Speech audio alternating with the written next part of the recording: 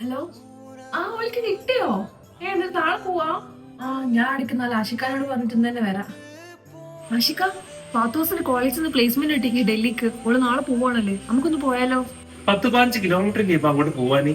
ഇതും മഴ സാറിന് മാറ്റം.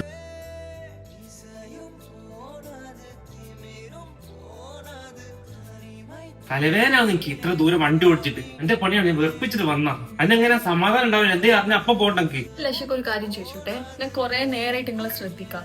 വണ്ടിമേൽ കയറി അപ്പം മുതൽ നിങ്ങളുടെ അടുത്ത് മിണ്ടിക്കില്ല, മുഖവും വെറുപ്പിച്ചിരിക്കുക. എപ്പോഴുള്ള എന്റെ കുടുംബത്തിൽ എന്തെങ്കിലും ആവശ്യത്തിന് പോവാണെങ്കിൽ നിങ്ങൾ ഇങ്ങനെ. നാളെ പോകണ്ടേ ഓളടുത്ത് മറ്റന്നാൾ പോയിട്ട് എന്ത് കാര്യമുണ്ട്? ഓളെ കാണാൻ പറ്റുമോ? ഈ ഒരു കാര്യം മനസ്സിലാക്കണം, എന്റെ അത്ര എക്സൈറ്റ്മെന്റും താല്പര്യം ഒന്നും എനിക്ക് ഉണ്ടാവില്ല. അത് എന്തുകൊണ്ടുണ്ടാവുന്നില്ല? എന്റെ സ്വന്തക്കാരെ നിങ്ങൾ സ്വന്തം പോലെ കാണാത്തോണ്ടാണ്. ഞാൻ കല്യാണം കഴിഞ്ഞ് അവിടെ വന്ന് നിങ്ങൾ ബാക്കിയുള്ളവരൊക്കെ ഞാൻ എന്റെ സ്വന്തം പോലെ കാണുന്നത്. അതേപോലെ നിങ്ങൾ എന്റെ സ്വന്തക്കാരെ അതുപോലെ കാണാൻ ശ്രമിക്കണം.